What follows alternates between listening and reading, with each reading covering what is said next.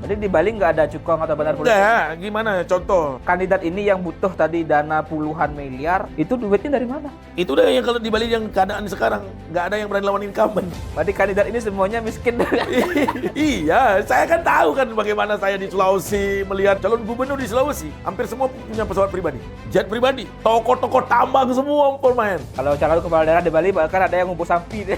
Gubernur bukannya diciptakan kota kosong, tapi yang akan melawan masih mikir-mikir. Paket itu terjadi, yang melawan siapa gitu. Iya. Partai Kem mungkin ada karena daripada saya juga nggak bisa ngelawan, harapan gabung jadi satu kan. Terjadilah komunikasi politik apa yang saya bisa dapatkan gitu aja. Ya, kembali lagi kita ngobrol-ngobrol. Ini sepertinya semakin hangat dan juga konstelasi politik jelang pilkada serentak atau juga pendaftaran nanti di tanggal 27 Agustus yang mulai dibuka. Nah, ini kita sudah bersama Pak Ketua DPD Partai Hanura Provinsi Bali, tapi juga beliau sekarang sebagai pengamat politik lah gitu ya, karena nggak pakai baju Hanura. Om Swastiastu, Pak Kade Swastiastu. Pak Lola. Niki, gimana ini melihat situasi perkembangan terakhir? Sepertinya rekomendasi juga belum turun. Apa masih ada nego-nego di antara kandidat dengan pimpinan partai politik? Karena di politik kan, ya walaupun ada partai-partai yang menggaungkan tanpa mahar gitu, tapi kan no freelance in politik. Ya gitu kan, tidak ada makan siang yang gratis. Nah, ini mau dikasih gratis apa ada maharnya ini Pak? Gitu. Ada maharnya, tetapi katanya dana punya. Dana punya, ya. Nah begini, kalau dibilang hangat, pilkada hangat. Kalau dibilang dingin, sangat dingin sekali, cool sekali. Kan karena proses pilkada sekarang ini kan serentak. Ya. Baik pemilihan gubernur maupun pemilihan bupati wali kota. Ya.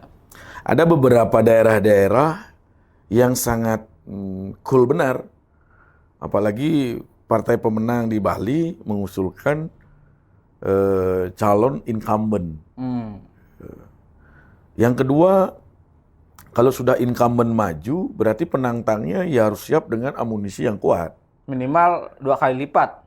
Minimal 2 kali lipat dengan petahana. Karena petahana selain bawa uang pribadi juga bawa uang pemerintah kan, bansos kan juga dan sudah menanam. Sudah menanam 5 tahun kan begitu. Istilahnya kalau orang menanam daripada program yang sudah dijalankan, yang kedua menanam suatu hubungan harmonis dengan baik di desa adat maupun di desa dinas kan udah begitu. Karena 5 tahun kan. Ya.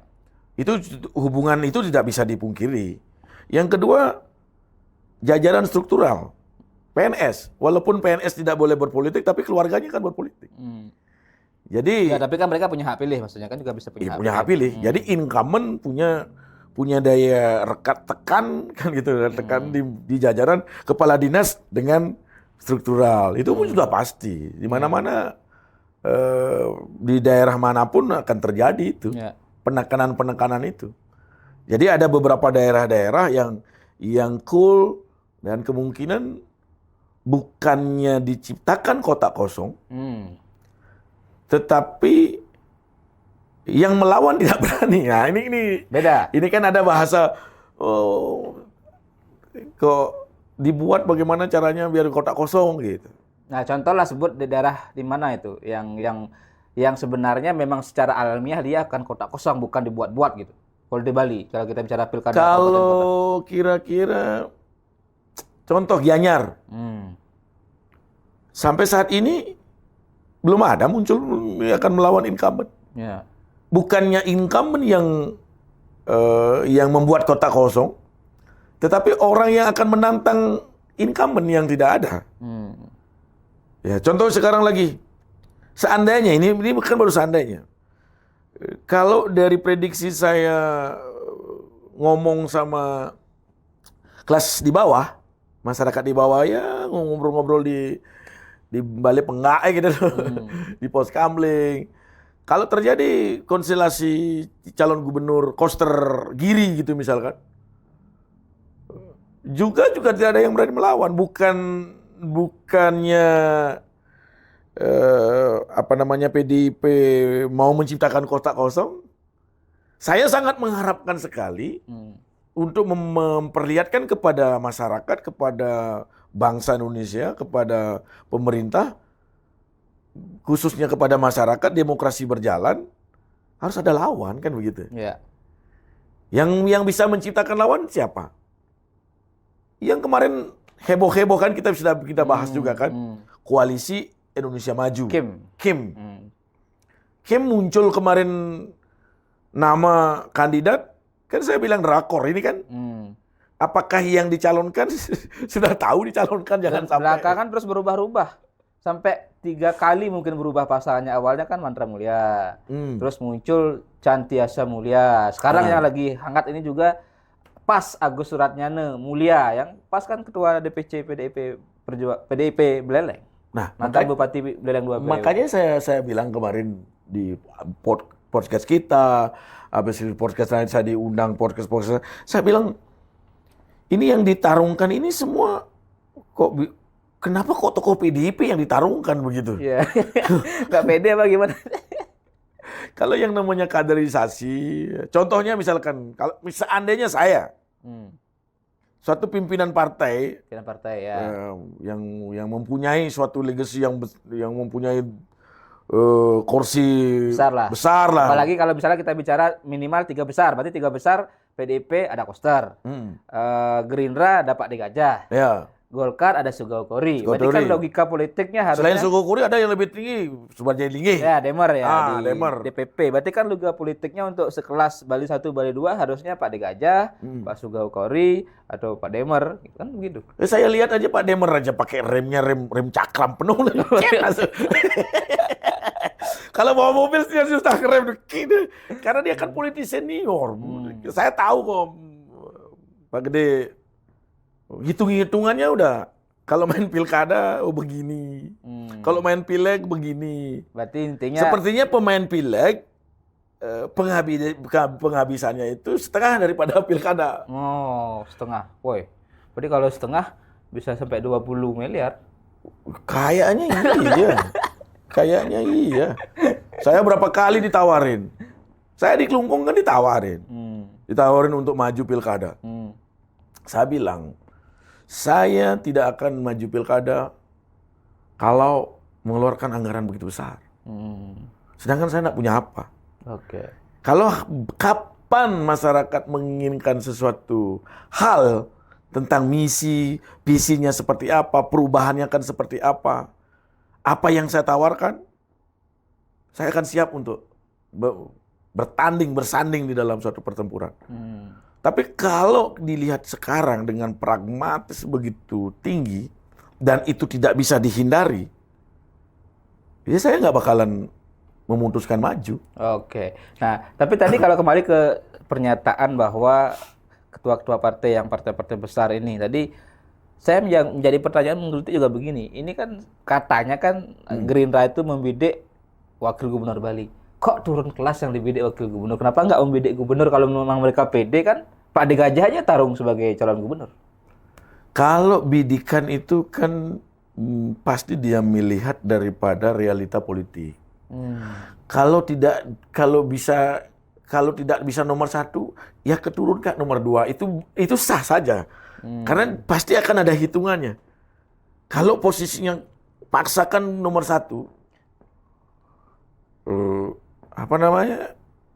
kayaknya ini mau ngos-ngosan, ya turun ke nomor 2. Nah, masalahnya kan sejauh ini calon kuat yang nomor 1 selain Pak Koster dari PDIP kan belum ada. Apakah artinya Gerindra ini sebenarnya ingin mengirim pesan, ingin jadi wakil gubernurnya Pak Koster atau apa gitu? Kalau saya sih sebenarnya kemarin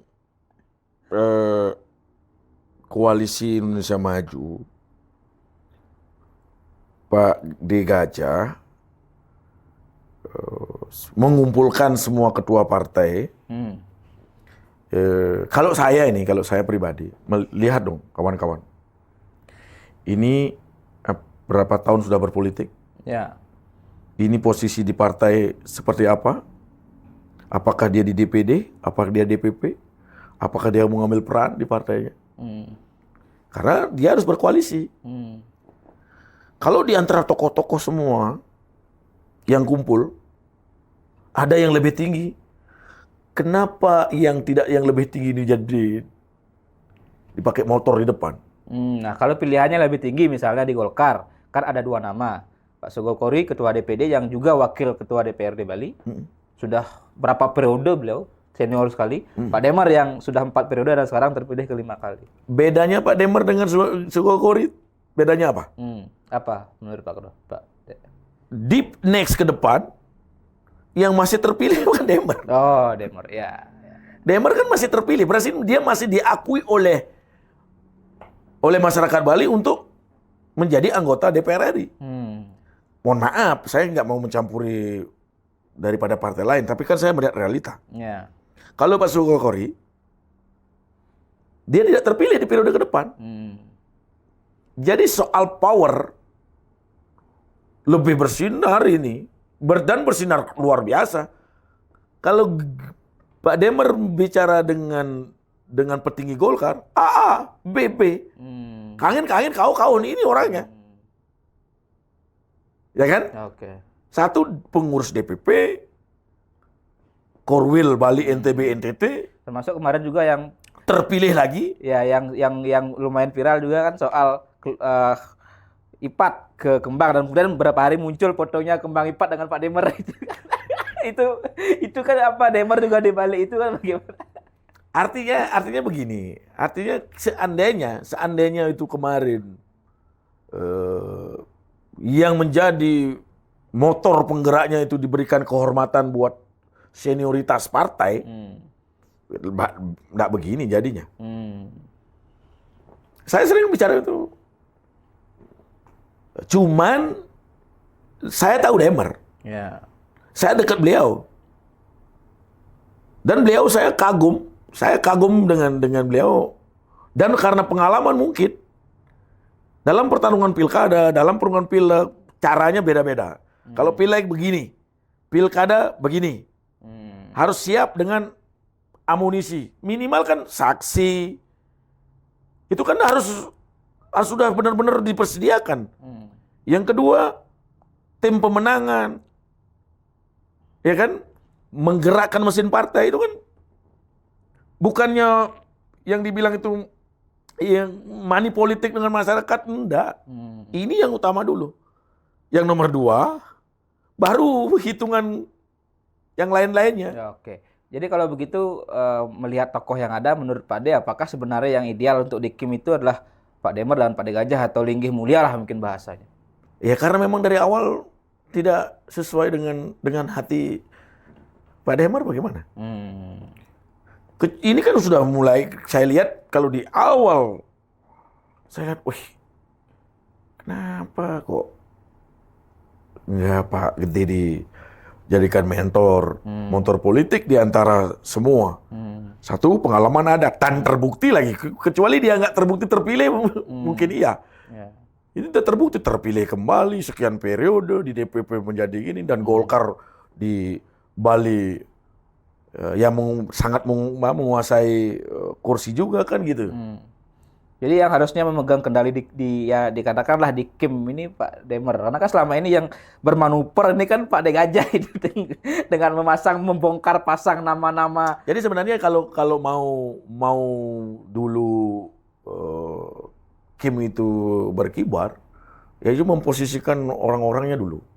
Kumpul orangnya, tidak hanya ketua DPD, tetapi kalau ada yang lebih senior, itu dia pertama yang memberikan arah, motivasi dulu, habis itu ya, di antara orang-orang itu, misalkan yang lebih senior siapa, gitu. Oh, jadi ya dipakai untuk panglima perang dalam koalisi dah dulu. Ya. Toh juga Pak De Gajah kan sudah punya yang di pusat. Ya jam sekarang lah, walaupun belum dilantik udah punya presiden. Berarti yang di bawah untuk tingkat daerah, ya ini kan belum berakhir kan, masih ada kesempatan. Ya kalau bisa itu terjadi, kalau dari pantauan politik saya, pandangan politik saya, itu kan bisa terjadi, akan ada lawan. Nah, tapi kalau masih seperti ini, jadi kan orang bilang, oh Pak Demar ini yang menciptakan kota kosong. Tidak sebenarnya. Kalau saya menilai bukan bukan tokoh politik partai yang membuat kotak kosong, tetapi orang yang mau mencalonkan diri melawan itu belum ada saya lihat serius melawan yang dari PDIP siapapun itu gitu. Ya, ya, ya. Belum berani muncul secara jelas.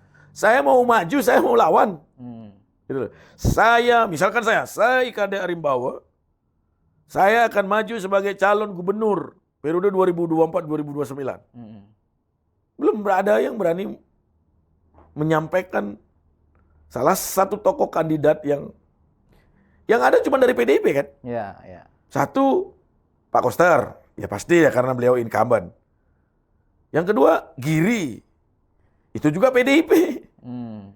Makanya di podcast saya bilang, ngapain Giri dibentur-benturkan dengan Koster? Dia satu partai, saya bilang gitu. Ya, ya. Kalau mau melawan, ya lawan dengan kaderisasi tokoh partai yang lain. Dan sekarang tadi saya singgung kan nama-nama kader PDIP juga, Putu Agus Suratnyana juga ditarik-tarik. Makanya berani nggak memastikan kalau Pak Agus Suratnyana mantan Bupati Buleleng itu secara politik menyampaikan saya siap, kan belum. Jadi kan memunculkan orang yang belum pasti. Ya, sama dengan Pak Raimandre karena ya dengan Pak Raimandre juga nggak mau gitu. Ya sama seperti yang di Gianyar. Dipasang gitu baliho ada Cokro Dede. Saya tahu kok si Cokro Dede begitu paham dengan politik. Beliau seorang seniman. Dipasang-pasang, yang pasang siapa? Pembiayaannya yang pasang itu siapa? Apakah sudah bicara? Udah sip? Udah mau? Kan enggak tahu. Begitu juga di kabupaten-kabupaten yang lain. Nah, ini seru juga nih. Saya sempat video call. Tabanan. Ini kan saya kedekatan luar biasa dengan Sengap ini kan. Ya sama-sama seniman kan. Dia kalau mau mengambil keputusan politik pasti nelpon saya. Pokoknya apapun kalau soal meningkat politik. Nah kemarin saya pas ke Sulawesi mau nari. Ini serius apa enggak ini? Saya video call ya. Pas saya video call dia lagi berias, dia mau manggung lah gitu. Ya. Saya bilang, "Gu, ini serius apa enggak ini? Serius apa sih ini kayak pencalonan ini?" Serius? Yang bener nih kok nggak ada ngomong apa-apa soal mencalonkan diri, apalagi pilkada. Wah, habis itu saya langsung tarik ke belakang, pikiran saya, kenapa sosok Sengap berani mau maju ke ranah politik menjadi calon wakil bupati? Ini ada apa? Kalau dia hanya sendiri, saya berani jamin 100% tidak berani. Karena seorang seniman, yang kedua, pengalaman politik dalam tata pemerintahan belum ada. Yang kedua, tentang permodalan, amunisi, seperti apa? Dia kok berani? Saya berani simpulkan, ini kalau nggak ada tukang bom di belakang, tokoh di belakang yang mensupport dan mendorong, dan dia yakin dengan tokoh itu, kayaknya nggak mungkin. Berarti ada backingnya lah. Ada backing. Tidak hanya backing politik konteks misalnya tadi rekomendasi, tapi dalam konteks pendanaan juga. Pendanaan juga. Pendanaan dan mungkin ada tokoh besar. Nah itu. Tokoh besar dan tokoh politik kan begitu nih. Kalau nggak begitu kan saya tahu orangnya. Tahu orangnya, bagaimana dia bersikap, dan selama ini dekat dengan PDIP, bukan sih dekat dengan PDIP, dengan dekat siapa orang kan, semua orang dia dekat karena seorang seniman, sama seperti saya dulu. Dekat. Nah, sekarang mengambil keputusan untuk pilkada ini kan, contoh dulu almarhum Pak Durpe, kan pernah maju di Bangli. Saya udah bicara sama beliau itu dulu, jangan sampai terjadi nih seniman-seniman kita, kawan-kawan saya maju di pilkada. Dia ngomong, ingat saya, Pak Durpe bicara sama saya. Dek, Pak tuh pasti manfaat dukungan luar biasa. Karena Pak tiap pentas tuh rame, nak. Masyarakat tuh antusias untuk melihat saya dan mendengarkan saya. Hmm. Jawaban saya bukan, Pak, beda antara panggung seni dengan panggung politik, saya bilang begitu. Bapak pada saat tampil di atas panggung, masyarakat hadir bukan atas nama dia hadir untuk melihat tokoh politik. Dia hadir itu ingin mendengarkan lawakan Pak Durpe. Dia ingin menonton idolanya tampil. Artinya kapasitas dia hadir itu sebagai penonton lawak. Bukan penikmat politik. Bukan penikmat politik mau mendengarkan politik. Beda. Paling sedikit. Paling banyak itu nyantolnya itu 2% saya bilang itu. Yang hadir 100. Itu yang nyantol dalam hal politik itu paling banyak udah 5 saya bilang itu. Pernah loh pengalaman itu. Berarti kalau begitu, berarti sebenarnya ajang pilkada serentak ini menjadi panggung juga bagi cukong-cukong politik atau bandar-bandar politik untuk mencari keuntungan tertentu. Atau dia misalnya mendanai kandidat dengan ada deal tertentu. Kalau di luar Bali ya, beda antara konsentrasi politik pilkada di luar Bali dengan Bali. Berarti di Bali nggak ada cukong atau bandar politik? Enggak, gimana contoh, jadi calon bupati. Saya investor. Saya perlu dengan bupati pada saat gimana? Misalkan saya mau bangun hotel. Ya pada saat pengurusan perizinan aja. Setelah selesai berdiri hotel, jarang loh saya komunikasi dengan bupati lagi. Ngapain? Nggak ada urusan. Ya, ya. Hotel saya sudah berjalan karena ini di Bali kan kita menawarkan sektor jasa kan. Ya, pokoknya hotel kan tinggal bayar pajak aja kan? Bayar pajak aja, itu pun yang bayar sudah manajemen sudah jalan. Ya sistem. Bekas daerah, bukan ke kantong bupati lah. Bukan ya. Tapi kalau di luar daerah kan beda. Apa bedanya? Apa tambang, itu setiap tahun dia harus lagi berkomunikasi dengan bupati karena soal misalkan ada pelanggaran AMDAL-nya, lahan, pelanggaran kan banyak nih. Kalau bupati mau mencari-cari. Berarti kalau gitu bandar atau cukong politik ogah ke Bali, terus kandidat ini yang butuh tadi dana puluhan miliar, itu duitnya dari mana? Ya itu loh. Kalau itu deh yang kalau di Bali yang keadaan sekarang nggak ada yang berani lawan incumbent. Berarti kandidat ini semuanya miskin. Iya, saya kan tahu kan bagaimana saya di Sulawesi melihat tokoh-tokoh politik bertempur di Sulawesi. Tahu nggak? Calon gubernur di Sulawesi hampir semua punya pesawat pribadi, jet pribadi. Ya, kalau tokoh-tokoh tambang semua pemain. Ya, kalau calon kepala daerah di Bali bahkan ada yang ngumpul sampi. Harus setiap hari itu. Ya, lagi Kalimantan Selatan. Kalau Pak Haji Hisam itu yang namanya orang mau gubernur kalau keluar namanya dari A gitu gubernurnya A jadi. Bupati ini B jadi. Sebegitu hebatnya yang namanya konglomerat memegang satu daerah. Namanya Pak Haji Hisam kan terkenal tuh. Ya.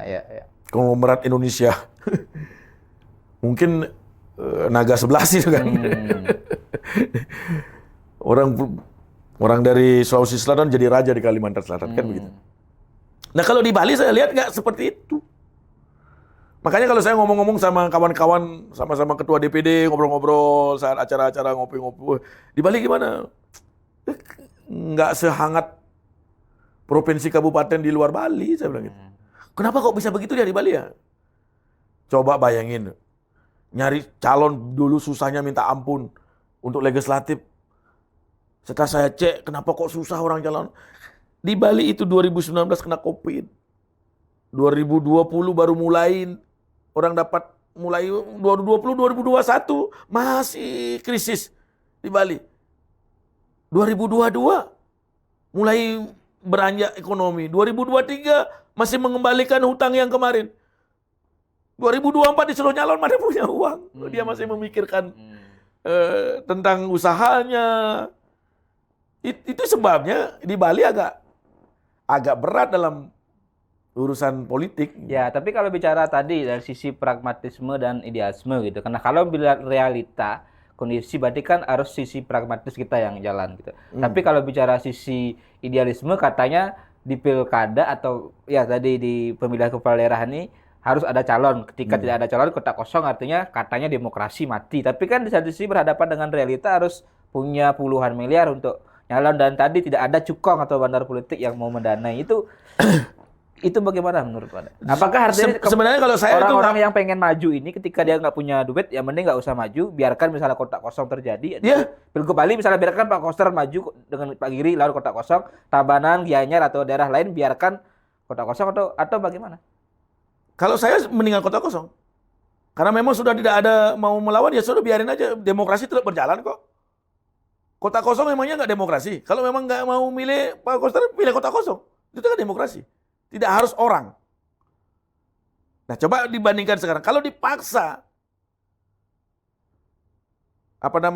mengeluarkan calon, dan yang mensponsori ini ada orang-orang kapitalis kan, konglomerat yang mensponsori. Setelah misalkan menang, apakah ini akan lebih baik daripada ini?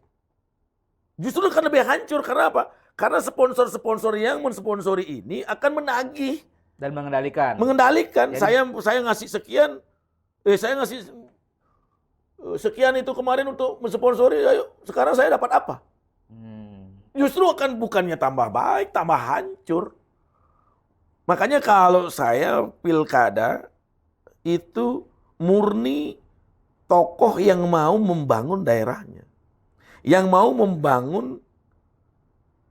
mengajak masyarakat membangun bersama. Jadi masyarakat dilibatkan bersama-sama untuk memajukan daerahnya itu. Tidak hanya keinginan daripada satu kandidat tokoh itu sendiri. Itu salah. Kalau mau memajukan suatu daerah, itu tokoh kandidat itu harus mengajak masyarakat bersama-sama membangun. Kalau membangun ini di sini seperti apa? Ayo idenya seperti apa? Oh ini begini. Kita kumpul, baru kita bangun bersama. Dari dana yang ada, berapa kita punya. Kalau kita punya sekian, ayo kita bangun ini dulu. Tapi kalau masyarakat tidak diajak, sudah punya pikiran yang macam-macam. Oh, kok saya nggak dikasih, kok saya dikasih begini. Tapi kalau sudah dikumpulkan bersama, ayo kita bangun ini dulu yuk. Ada uang sekian, gimana setuju? Oh yuk, habis itu baru kita bangun ini untuk kelanjutannya seperti ini. Jadi master plan-nya sudah ada, sampaikan kepada masyarakat kita punya uang sekian, dari PID kita sekian, kita bangun ini dulu. Kalau masyarakat sudah tahu, masyarakat pasti, oh iya, karena uang kita kan sekian, kita harus bangun ini dulu. Nah, kalau sekarang saya lihat di Bali, dengan model,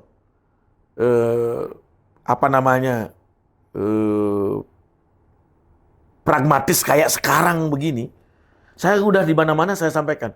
Saya pantau yang salah masyarakat. Yang salah politisi. Apakah yang salah suatu sistem? Saya tidak menyalahkan masyarakat. Masyarakat kenapa sekarang seperti ini, pragmatis seperti ini? Satu, pemerintah seperti tokoh-tokoh politik yang duduk sekarang di pusat, baik di menteri apapun itu, rakyat itu dipertontonkan dengan korupsi yang besar-besar kayak begitu. Ya. Bukannya miliar lagi. Triliunan. Kok triliun, kok kayak biasa orang mengucapkan korupsi timah sekian triliun. Jadi masyarakat gini dia. Kan dulu kalau nonton kan tidak seperti sekarang ini, kan sekarang bumi dalam genggaman kan. Iya. Di handphone dia setiap hari melihat begitu. Jadi mereka menganggap sudah biasa korupsi besar-besaran. Terus kalau saya nerima amplop 200.000, 300.000 dari kandidat, emang salah? Saya nggak korupsi kan begitu? Saya nggak korupsi. Habis itu setelah saya juga memilih ini, amoniano si gumine awaknya kemone dan begitu. Saya kan sering. Salah satunya kan saya seorang tokoh politik. Masyarakat bicara seperti itu, karena saya sudah terbiasa mendengarkan itu, saya nggak marah. Itulah kata hatinya dia. Kata hatinya dia, ucapannya dia keluar, karena hampir setiap hari dicekokin dengan berita-berita politik hal seperti itu. orang yang korupsi yang bertriliun-triliun itu masih bisa ketawa-ketawa, masih bisa udah di borgol begitu dia kayak menjadi influencer, Jadi artis malah. jadi artis gitu kan. Kayak gimana ini? Kecuali nanti masyarakat sudah melihat suatu perubahan tata pemerintahan, penyelesaian tentang kasus-kasus hukum, korupsi. Ya, siapa tahu nanti DPR yang akan datang, wah, hukuman mati bagi koruptor. Tidak ada. Kan begitu kan, kalau sebelum korupsi ini tidak bakalan bisa hilang jika pejabatnya tidak ada rasa takut kan gitu. Kalau sudah masih seperti sekarang tidak ada rasa takut, ya ternyata korupsi berjamaah lagi. Ya, kalau tadi di masyarakat begitu, nah ini sekarang di level elit, di level partai politik kan kemungkinan juga bisa terjadi transaksi untuk jual beli atau rekomendasi lah bahasanya, rekomendasi untuk kandidat tertentu itu dihitung berdasarkan misalnya nilai kursi di legislatifnya. Satu kursi misalnya berapa M dihargai, itu praktek-praktek itu terjadi, Pak? Terjadi. Tapi terjadinya ini untuk apa? Kan ini yang harus digarisbawahi. Biar tidak masyarakat itu salah suatu memikirkan bahwa uang transaksional itu bukan transaksional jual beli. Jadi saya misalnya kandidat, saya mau mempergunakan partai A Atau kendaraan politik lah. kendaraan politik untuk maju. Jadi kendaraan politik ini meminta dana untuk apa? Untuk kemenangan saya. Untuk perjuangan saya. Karena perjuangan dalam pertempuran kan nggak bisa saya sendiri. Harus dibantu oleh struktural partai, dukungan daripada fraksinya. Untuk bisa bersama-sama bergerak secara masif dalam hal pemenangan gitu loh. Jadi dana itu dipergunakan untuk kemenangan saya. Jadi makin banyak yang bergerak untuk memenangkan, makin jelas kemenangan yang akan kita peroleh. Berapa nilainya satu kursi? Kalau misalnya kita bicara level kabupaten kota atau pilkada bupati atau wali kota, itu nilainya? Kalau nilainya ini bervariasi tergantung luas daerah, tergantung daripada kemampuan dari kandidat itu sendiri. Tidak bisa harus dipatok sekian nggak bisa. Kalau antara partai kecil dan partai Dulu menengah pernah atau jujur, partai besar itu nilainya sama nggak? Wah, mungkin partai besar makin besar karena dia kan makin banyak strukturnya, jaringannya makin banyak. Kisarannya berapa, Pak? Per kursi atau bagaimana itu hitungannya? Per kursi. Itu berapa kisaran? Kalau dulu pengalaman saya yang dulu ini itu satu kursi kira-kira sekitar 100 juta. Bali paling kecil loh. Paling kecil. Karena itu yang saya bilang, tidak ada yang namanya orang berani investor apa yang mau bermain di belakang kandidat. Bali kalau misalnya partai di level kabupaten kota punya DPRD kabupaten punya 3 kursi, berarti kan cuma 300 juta. Iya, 300 juta kan di partai. Kalau 300 juta besar kan kelihatan 300 juta. Coba pakai pertemuan di masyarakat itu, partai mengadakan pertemuan konsolidasi. Nggak sampai 2-3 kali pertemuan dana itu udah habis. Dipakai konsolidasi lah, ketemu dengan masyarakat, fraksinya turun, ketua DPC-nya turun, mengumpulkan masyarakat. Ya, biaya minum nggak sampai 1 minggu dipakai kampanye udah habis itu. Nah, kalau sekarang dengan kondisi sekarang berapa nilainya kalau di sekarang? Kalau sekarang ya dengan kondisi pragmatis sekarang 500 juta per kursi bisa. Paling minimal. Minimal. Itu untuk kandidat, untuk pemenangan.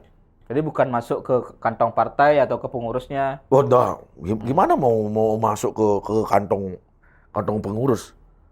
Sedangkan ya ucapan terima kasih kepada pengurus ya pada saat ia berangkat ke Jakarta. Masa saya ngurus sendiri. rekomendasi beli yang tiket. Saya sewa hotel di sana mau bayar siapa? Tapi Uang pribadi, saya- masa ngurusin si A mau jadi calon bupati saya yang beli tiket sendiri, bayar hotel sendiri. Tapi ada beberapa keluhan pimpinan partai politik, saya nggak sebutlah namanya. Ketika pilkada sebelumnya dia mengeluh juga bahwa ketika dia ngantar tadi rekomendasi ke DPP-nya, tiket dia bayar sendiri, maka dia bayar sendiri. Dia bilang, Pak Wid, saya ini kandidat muspe puyung gitu. Saya itu. Padahal juga pernah mengalami. Oh, pernah, makanya periode yang pilkada yang kemarin saya nganter. Saya nggak sebut namanya, beberapa tempatnya mungkin dia akan nonton di podcast saya. Saya beli tiket sendiri, bapak hotel sendiri. Waktu itu kan kebetulan masih jadi anggota DPD kan. Ya, kantongnya masih ada lah. Masih ada lah, masih bisa untuk beli tiket sendiri kan gitu kan. Datang dia udah dapat rekomendasi pulang. Pak Kadek, saya pulang duluan ya. Ya udah yang diperlukan sudah dibawa kan. Udah, dadah, selo. Tadi muspe puyung aja kan. Dan kalau memang masih ingat kan setelah menjabat, ucapan terima kasih kayak ada, Pak Kadek terima kasih, ini saya sudah dilantik, udah ini kemarin telepon juga nggak ada. Saya juga mau nelpon mau keperluan apa, main proyek saya nggak bisa. Ya memang terus begitulah. Tapi memang kalau beda orang kan beda gini ya. Kalau saya memang dari dulu kalau mau menjagokan orang, saya pantang urusan duit begitu. Oke. Ya kita menangkan dulu. Setelah menang kalau diajak komunikasi ya, kalau enggak juga enggak begitu. Harus kejar-kejar begitu, dan juga saya sangat takut juga main-main proyek-proyek begitu, takut. Karena memang kemampuan juga nggak bisa soal itu. Oke. Ya mungkin kalau misalkan didengar oleh bupati-bupati, ya dikasih job Yayasan Kesenian Bali yang saya dirikan, saya udah seneng kok. Ya, ya. Makanya saya dengan beberapa kandidat, seandainya menang nanti saya punya Yayasan Kesenian Bali yang memberikan hiburan gratis ke desa-desa. Tolong dong bareng-bareng kita jalankan misi sosial ini. Karena apa? Karena permintaan daripada masyarakat itu sampai sekarang sangat tinggi sekali di yayasan. Nah sekarang karena saya juga dari sumber dananya dari mana, ya kan? Kalau misalkan makin banyak sekarang tokoh yang mau berinvestasi sosial lewat yayasan, memberikan hiburan gratis, baik tari ilen-ilen maupun tari wali itu yang sangat masyarakat sangat membutuhkan itu saya komunikasikan sekarang. Oke. Ya, itu luar biasa Pak Dek. Jadi memang sebenarnya banyak kisah lah dalam proses pilkada ini atau mencari kandidat ini. Nah, mungkin terakhir ya sedemikian juga nanti kita tunggulah rekomendasi-rekomendasi dari partai-partai politik yang ada, baik untuk bupati, wali kota maupun gubernur kan tanggal 27 Agustus baru. Kalau dari 9 kabupaten kota di Bali, ini yang kira-kira hangat-hangat dikit, tapi hangat sedikit, tidak hangat sekali. Jemberana aja. Ya, karena juga ada setelah pasca keluarnya Pak Winasih juga kan. Dan IPAT ke Kembang ke PDIP. Karangasem kemungkinan ada hangatnya. Kelungkung karena semua baru. Ya. Hangat. Ini hangat dan kencang hangatnya juga ini. Ya. Karangasem sama Kelungkung posisinya sama. Ya. Kalau Denpasar, kulkas dingin sekali.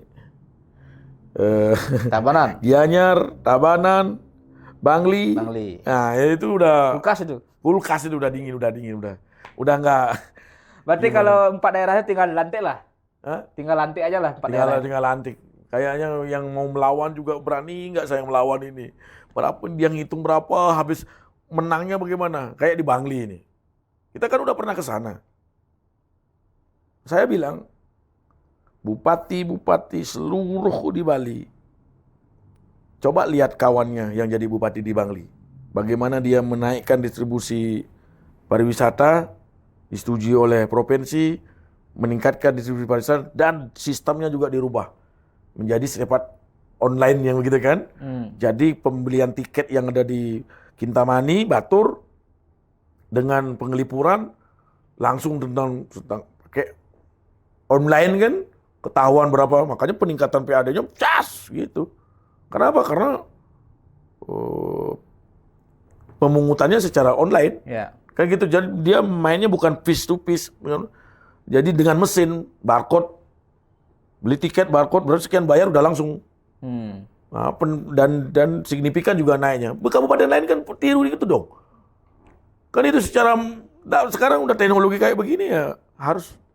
Makanya kalau saya lihat gubernur bukannya diciptakan kota kosong, tapi yang akan melawan masih mikir-mikir. Makanya kalau kalau paket itu terjadi,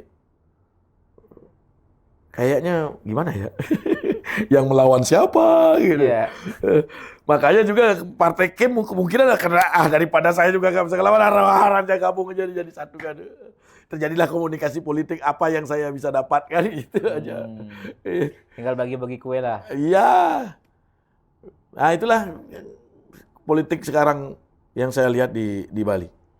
Beda dengan provinsi lain yang notabene penghasilannya adalah dari tambang, dari gas, yang begitu-begitu seru, panas. Oke, terima kasih Pak Dek. Jadi kita tunggu juga kondisi berikutnya ini apakah akan sedingin kulkas atau akan hangat-hangat kuku lah minimal kan begitu. Kalau saya sebagai tokoh politik ya dulu akhiri aja drama-drama Korea itu. Ya, stop drama Korea. Iya, daripada munculin berita berita B, paket A, paket B. Kalau memang mau, kandidat memang mau untuk menjadi orang gubernur harus berani gentle dong. Keluar di media, tag. Saya, nama, pengalaman, kayak gitu, siap untuk maju sebagai calon gubernur 2024-2029. Ya apa yang ditawarkan, sampaikan. Masyarakat kan sekarang udah terbuka ini. Ya. Siapa sangka Prabowo menang di Bali? Berarti kan politik demokrasi di Bali kan terbuka. Yang penting disampaikan. Jangan yang munculin partai, sedangkan yang dimunculin itu belum tahu nyalon apa enggak. Itu yang saya bilang drama Korea. Orang yang dimunculin nggak tahu-tahunya juga. Saya juga tadi terakhir saya nggak tahu kok, saya tahu nama saya sudah dibawa-bawa gitu kan begitu. Ya, kita tunggulah seperti apa jadinya. Oke, terima kasih Pak Kadek. Sarang-sarang. Kita akan sambung lagi di kesempatan berikutnya. Terima kasih. Om Santi Om.